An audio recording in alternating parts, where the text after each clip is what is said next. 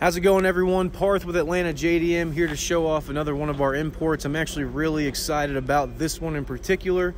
I actually had fantasized about the beginning of this video being me making eggs and some breakfast food in the kitchen, but this is actually about to ship out to Colorado as we speak. As you can see, we're kind of doing some moving around, getting things ready. But before I start this video, I just want to go ahead and say this has been kind of a learning experience for all of us. Now we kind of know what to expect with these types of vehicles, because they are a little out of date when it comes to new RVs and new components and stuff like that. A lot of the videos I've seen online, which have not been very helpful to me at all, have just been showing the outside, showing the condition, and showing the auction sheet.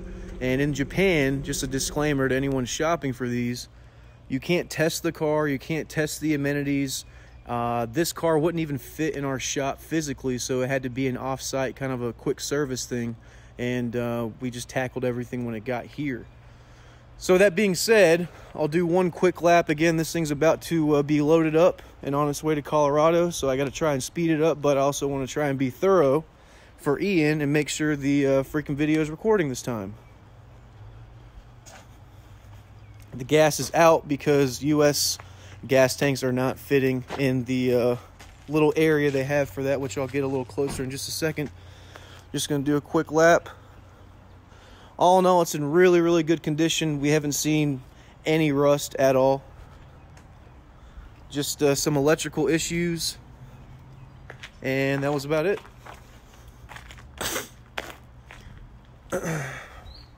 This is a 4-cylinder 3.0 diesel 4-wheel drive, and it's got front locking hubs also.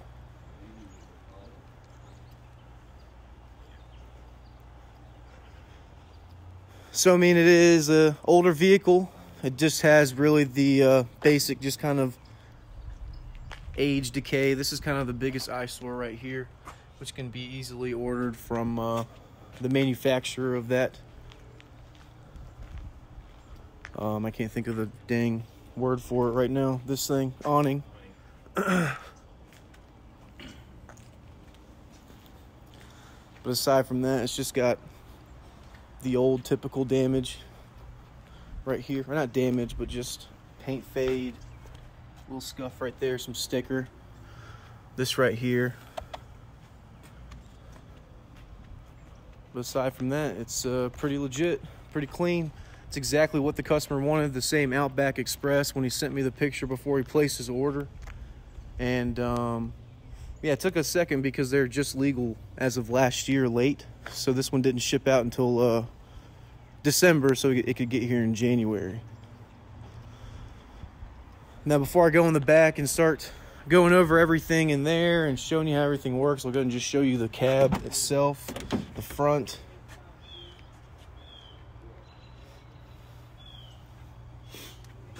And here's the monster of an engine. Like I said, diesel, a 5-speed manual transmission. You can tell the previous owner in Japan had some GPS or some TVs or whatever going on over here. Like I said, 4-wheel drive. Go on that side. It's got power mirrors, power windows, the works. A million keys, your back buzzer. It's got 166,804 kilometers, so that's about 66,000 miles. AC, aftermarket stereo, which is a Japanese stereo, so only goes to 900 FM. But you can see the seats are in really good condition. Even that seat is. It's just got the engine compartment open right now. So that's the front. Let's go to the back. And again, like I said, all learning experience. So the first thing we found out was the hose that came with the camper. First, the propane tank doesn't fit because it's too big. It's spec for Japan. Then this hose needed to be updated because it didn't have that needle getting the propane itself. To power a lot of the electrical appliances, you'd have to plug it in, which most RV sites have once you get there, and that is located in the back of the vehicle. You've got the couple of little storage compartments. My fat self is not climbing this ladder, but I promise there are 2 solar panels on top.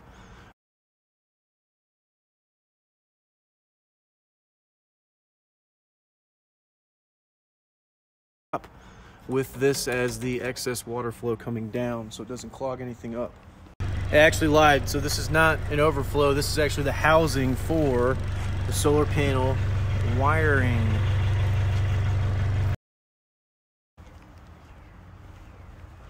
Now going to the inside, moment of truth, here we go.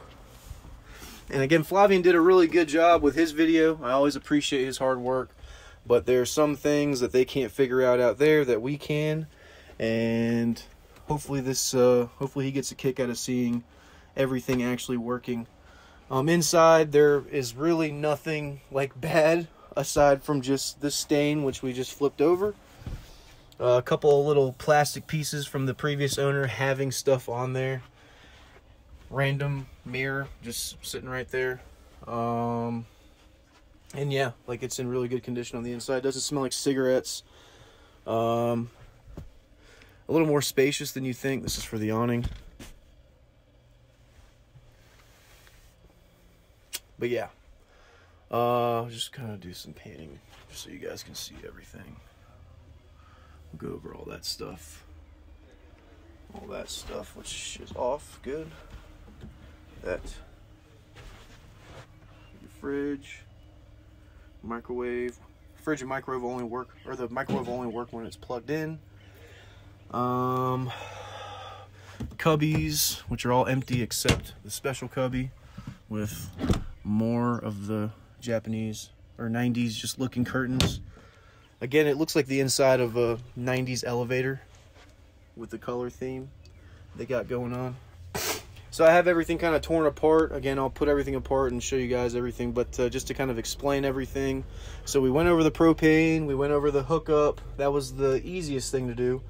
The electrical wiring in this thing was pretty much like a bowl of angel hair pasta that was just spaghettied everywhere, especially over here. There are literally there's 2 water pumps and there wasn't a switch for the rear water pump. There was a hole for one, so I don't know if they were partial to that particular switch or not, but we did replace that, properly hook it up.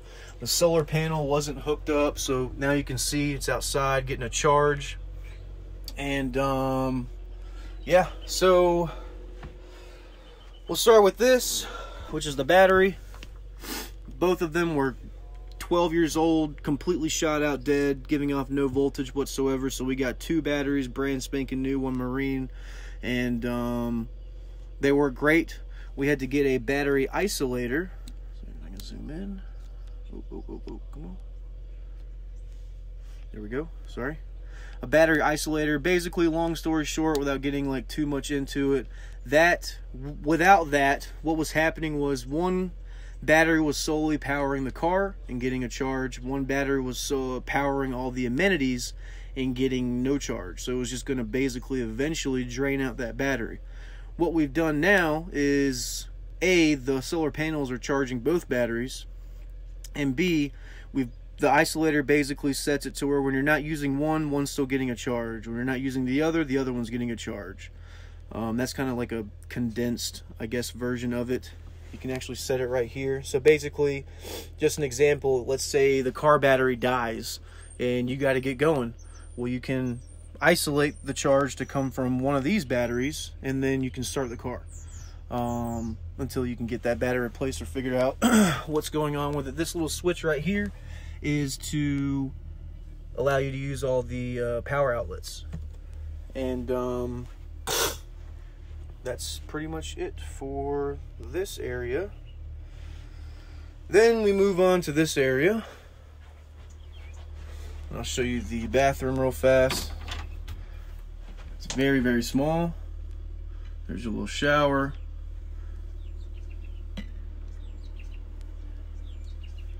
I'm not sure how comfortable of a poop that would be. Let's see. Oh no, wait a sec. Oh yeah, I got room, man. I'm comfy. I can take a dump in here all day. All right, cool. That's what's up. Yeah, okay. That's what's up. I think the bathroom light has to be on for this. Yeah, so let's go to the switches. We'll move on to show you how that works. So in the kitchen area, you've got these bottom switches, which this will power up the bathroom amenities. This will power up the inside of the camper amenities. And this one's just to power up some of the step features, like the light. See, it just came on. I don't know if you can tell.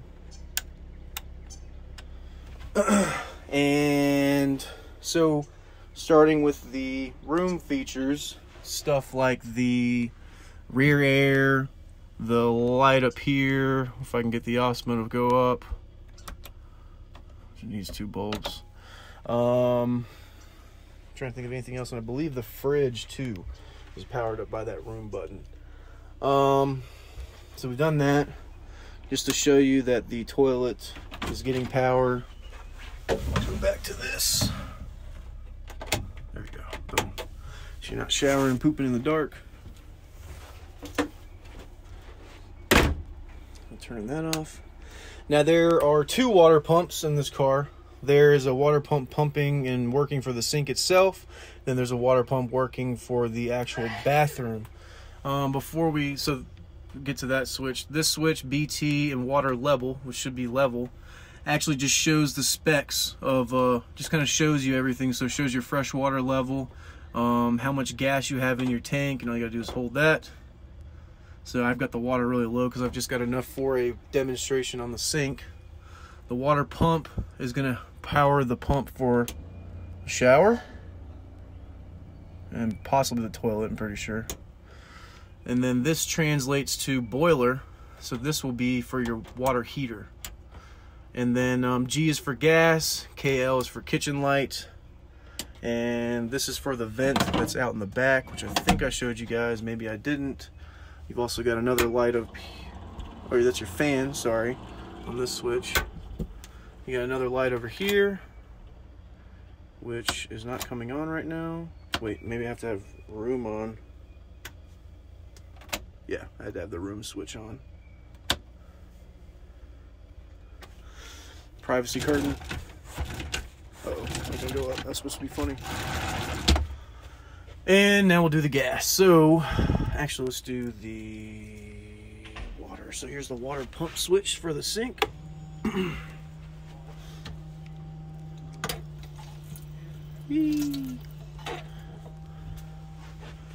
it off. And step, that's off, that's off, that's off. Okay, cool, all those are off. Now we'll go to the gas, which you hit. You hear the beeping behind me. Don't worry, it's all good. I'm not gonna die. So this is how you turn on your gas. So the gas can only be on when the car is not in motion. Oh, sorry. So you cannot use any of the gas amenities unless the car is stopped, and that's obviously for safety reasons. Now what we're gonna do is we're going to flip the switch for the gas. These are the gas settings. You can hear that little ticking, starting to think. Got it set on 4. And now when you turn this on, beep for a second, and then that green light should come on once it starts. There we go, see?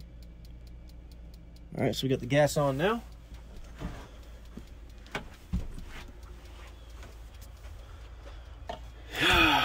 Here we go. So I'm gonna do this with one hand. Put this down, okay.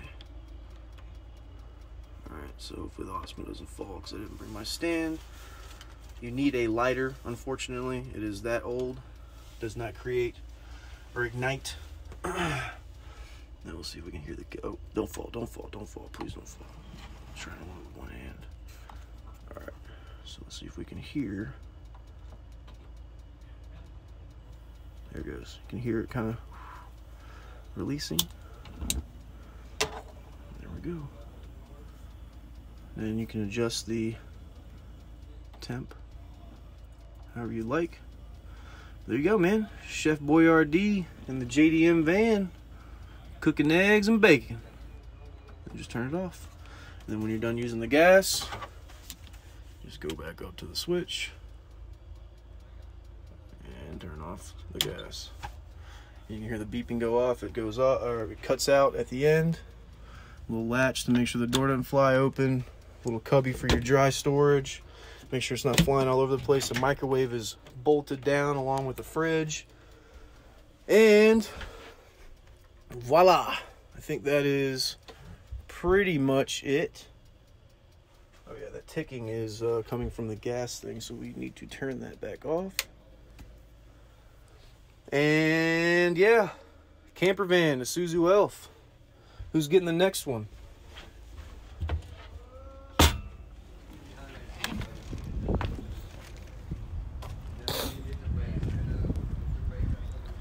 Last thing to do is to test it. Turn it on so y'all can hear it. You know, for diesels, you gotta let that little glow plug thing go away. Right there at the top. For starting it. There you go. Main, there's a neutral. Okay, cool.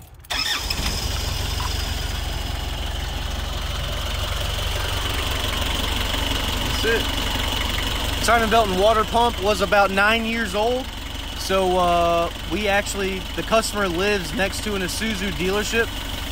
The thing about it is a lot of the Isuzus here don't have timing belt water pumps. So when I had a technician come up and look at it, he was like, yeah, I've never seen this, so I don't know if I can actually, if I have the time dedicated to do that outside of my normal job. So we taught the customer. He said he lives right next to an Isuzu dealership who's really excited about seeing this van and that they would be more than happy to do it. So the parts are just going to be right in the back waiting for them. A couple other things that we found back there, a little more outlets for the outlet back there. You can only get 2, and then Japanese lighter for your stove. And that's pretty much it. Give it some gas.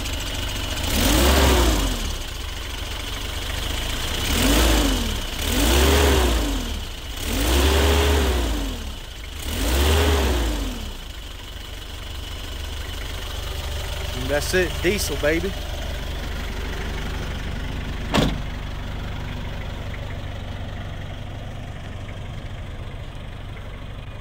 And that's going to be it for this one, guys. Really excited about it. Happy that we got everything figured out for the customer, Mr. Two Booty. And we look forward to seeing what he does with it. Again, this was a custom order. It's pretty easy, 6 easy steps. And you could be riding home with your own Isuzu Elf camper. But that's going to be it for it, or that's going to be it for now. Thank you so much. Hopefully this video was helpful to someone. Okay, there you go. There you go. There you go. All right, so a special treat. First of all, Rick's in the video, which he never is. Secondly, we usually don't drive sold vehicles, but since we gotta drive this over to our buddies who are towing it, I figured I'd just kind of give you guys a demonstration while I'm just chilling in the back. Kind of go over a few things I forgot. There's Pete behind us. And you can see it's a little noisy just because the microwave, a little shaky from the vibrations and the glass plate on the inside.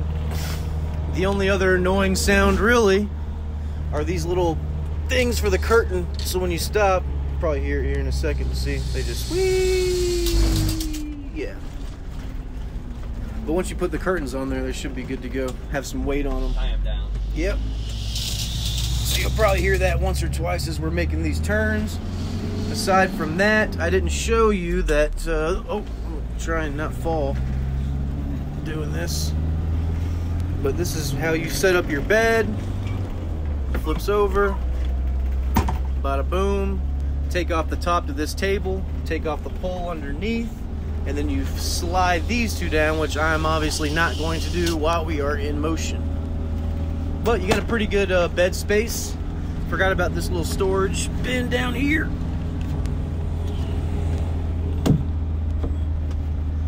And this is another storage bin right here. And yeah, I think those are the don't think I opened this up for you guys. Try to make sure my camera doesn't fall either. There we go. The storage area. But I don't know, Slick Rick, how's it ride, man? How you feeling? This thing is great. It's very smooth. It's very easy to steer, and yeah, it's got decent power. The Isuzu diesels are very capable. Does it feel like a little too big or awkward? I just drove my 24-foot Mercedes Sprinter down to Florida, and this thing is way easier and smaller and more maneuverable. And I like the stick shift, of course. But yeah, it's just really smooth. Drives really easy, and the visibility is great. You got tons of mirrors. See out the back. It's really, really overall, it's really smooth riding. Handles very good for the weight and the size. Yeah, I mean, aside from standing up, it feels pretty freaking smooth back here. I'm gonna let you make that turn before I get up. It only weighs, I think, just about 6,300 pounds. So really, it's this big giant truck, 2,500 high country, is about the same as this thing. And when you drove this on the interstate, what was your top speed when we took it to Caffeine? I usually kept it right between about 90 kilometers, 55. Yeah. Between 90, maybe a little over. So I think, and it really is pretty on point because I was using my my GPS, and it was really within, I think, 1 or 2 miles, maybe 1 mile per hour. When I was on like 90, it was showing, I was doing 55. Right. So it's pretty spot on. And that temp gauge is working now, right? Temp gauge is working perfectly. That was one thing that was not working when it did get here, and we went ahead and fixed that too. Fixed, yeah. All the cluster works, the air, the heat. The heat is really great. We still need out in Colorado. The air blows cold. Everything is really good shape. Somebody obviously used this quite a bit in their travels because it has like 100,000 miles. But they very well maintained it and took care of it, and customized a few things in the back there, as you see, to work for their family. So this thing is a full rolling, one stop. You got gas, you got water, you have kitchen, bathroom. Speaking of that, I'm gonna go sit in the bathroom. Yeah, I'm gonna go take a big old dump. I'll be back.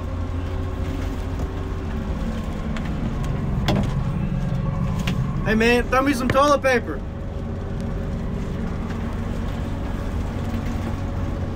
Woo! Right here is about 48, 50 miles per hour. Okay, yeah, see 80 kilometers. All right, sit in this seat. See how this feels? Yep. And it wouldn't be a Japanese car without ashtrays everywhere.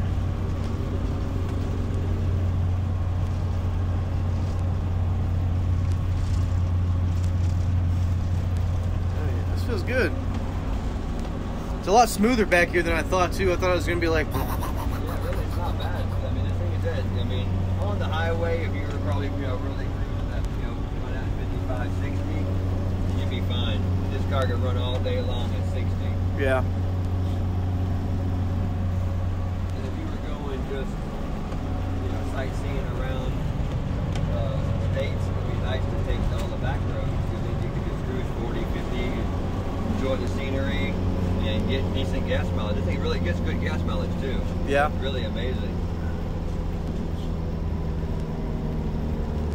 I filled it up when we drove it quite a bit to the Caffeine and Octane show and back, and it's, still got half a tank.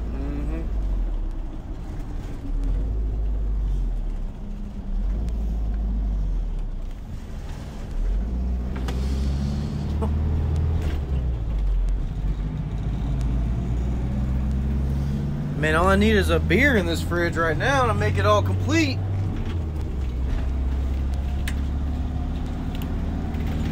Oh, ice tray's open. Oh, should probably close that while we're moving. Lock it.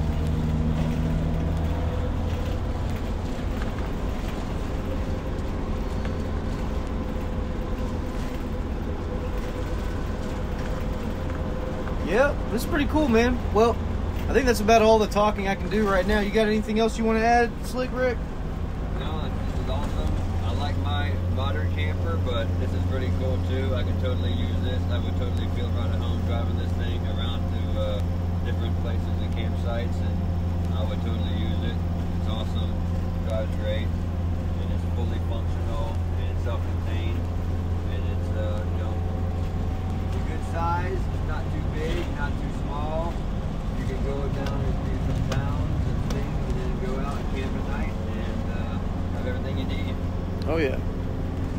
So I really like it. I dig it. I'm glad the customer wanted to order it, because I would have probably never like gone looking for this thing. But Yeah. I'm glad that we did, because it was a good learning experience and pretty cool to drive. And I think, you know, expands our knowledge of the JDM market. Yeah, when I drove it, it felt kind of bulky, but definitely something that was easily overcomable, you know? Yeah. At first it is like you're thinking, wow, I'm in this big giant bus, because it feels like it. But then a few minutes and you're like, oh. And I mean, like you said too, the mirrors are overkill, but not overkill, but they're There's plenty, perfect. So yeah. it gives you really good visibility on everything. Because Even through the back. my modern camper does not have a back window to see through. Ah. So I only have the mirror. Okay. But we have a backup camera, but I can't look out the back window while I'm driving. So here it's kind of like, not, you know, you could see some big rigs, but I'm not seeing that little Honda Civic behind me. Right. But yeah, this is a fun little ride. Super stoked to get it, and so I really can't wait to see how the customer feels about it when they get it. Oh, I talked to him the other day. He's pretty excited. This lady just saw me in the back recording. Yeah, seeing pictures of it and everything is cool, but when you're actually physically in it and driving in it or sitting in it, that gives you a whole new perspective. Oh yeah. All right, well, we are almost at our buddy's shop. We're gonna load this up, or I'm gonna take some pictures, load it up, and then yeah, that's gonna be it. So hope you guys enjoyed it. Hope this helped someone. Hopefully this inclines someone to you know, place another order for one, because we actually know what to do with it once it gets here. All right, guys, thank you again for tuning in. Slick Rick, say goodbye one more time. Goodbye. And goodbye, little Isuzu camper. It was fun, but you're now going off to your forever home.